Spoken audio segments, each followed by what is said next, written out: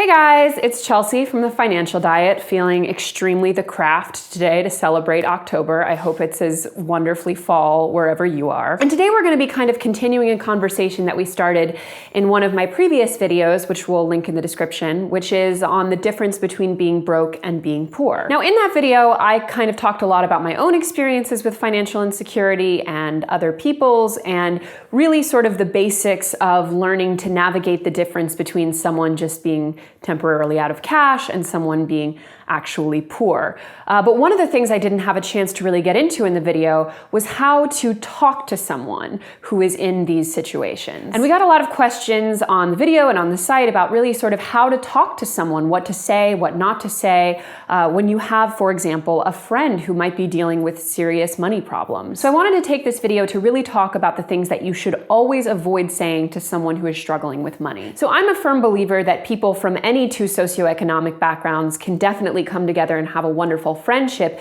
even though a lot of us, without even trying, end up sort of paring down our social circles to just people who are in a similar bracket to us. But I think friendships from diverse socioeconomic backgrounds can happen particularly when the person who has more financial comfort really owns their privilege, navigates the situation well, makes gestures to kind of offset the awkwardness, and has a ton of empathy for the other person. Empathy is a key to any friendship, but it's super necessary when you have two people with really different backgrounds. I've mentioned before that I'm someone who used to be in a situation where I was much more financially precarious than my friends. I was, in a lot of debt. I was bouncing around from apartment to apartment. I was using check cashing places. And the fact that I felt a pressure to seem more comfortable and stable than I was part of what kept me in debt. So these are 6 of the things that I learned you should never say to someone who is struggling with money. Number 1, why can't you go? So obviously, if someone tells you straight up, I can't afford something, it's never okay to press the issue.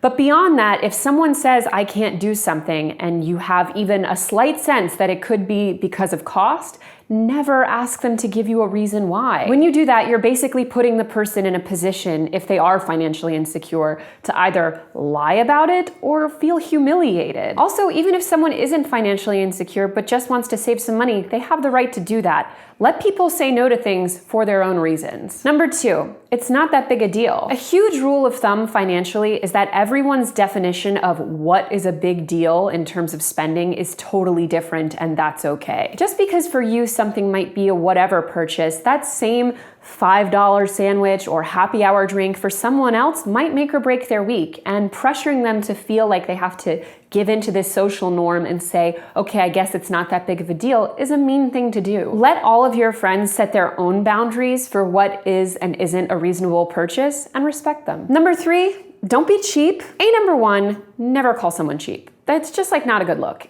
Even in, let's say, this scenario where you have a friend who does have the money for something, but is perhaps reneging on something that they agreed to share the cost for, or is doing something a little unethical with group money, fine, have a conversation with them like a mature adult about it. But absolutely never, and I mean never, never, never, say that someone who is experiencing financial insecurity is being cheap. I can guarantee you that their worst fear is that their friends think that they're a cheap asshole instead of just having a really hard time. So everything you can do to dispel that notion is the right thing. Number 4, you can definitely afford it. Sometimes with our friends, we use this treat yourself mentality with such good intentions and terrible results. Basically, when two friends have wildly different definitions of what a splurge is, it can lead to disastrous results in the name of self-care shopping. Even if you love your friend and think that they should treat themselves to a facial or a dinner or even just some bath bombs, it's not up to you to tell them that they should do it. If someone is forgoing a purchase that they want to make,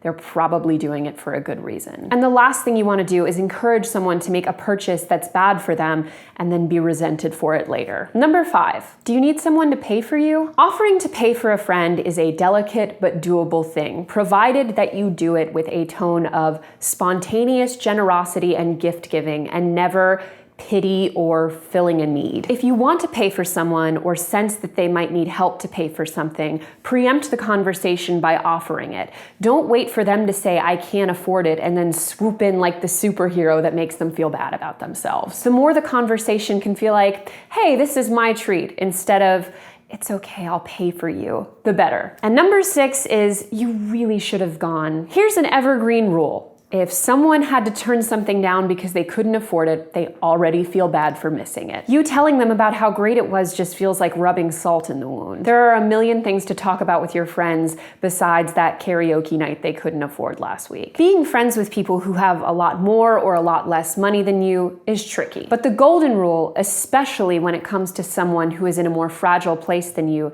is to always have empathy and to always preempt the conversation. Don't wait for them to say, oh yeah, I can't afford that. If we think before we speak and put ourselves in a situation where $5 might make a huge difference to us, I guarantee all of us will approach these sticky situations better. And as always, thank you for watching, and don't forget to hit the subscribe button and to go to thefinancialdiet.com for more. Bye!